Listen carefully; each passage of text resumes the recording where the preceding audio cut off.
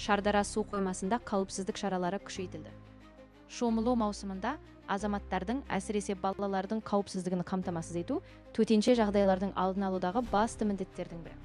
Осы бағытта Шардара ауданы төтенше жағдайлар бөлімінің бастығы, азаматтық қорғау майоры Диас Жұмабекұлы Тоқшабаевтың бастамасымен Шардара су қоймасының қауіпті аумақтарында кешенді қауіпсіздік шаралары жүзеге асырылды. Шардара ауданы төтенше жағдайлар бөлімінің бастығы, азаматтық қорғау майоры қазіргі таңда Шардара ауданы шомылу аймағы болып табылатындықтан әскери қонақтар мен аудан тұрғындары үгіттеп келуде.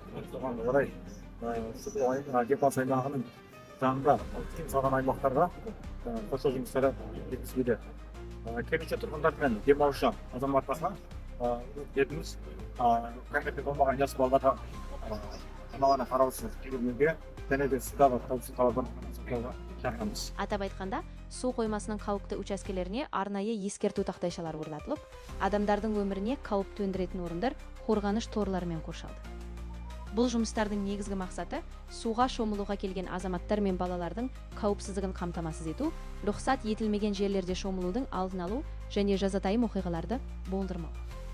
Сонымен қатар, төтенше жағдайлар бөлімінің қызметкерлері күн сайын демалушылар арасында түсіндіру жұмыстарын жүргізіп, суда қауіпсіздік ережелерін сақтау, балаларды қараусыз қалдырмау және тек арнайы белгіленген орындарда ғана шомылу қажеттігін ескертеді.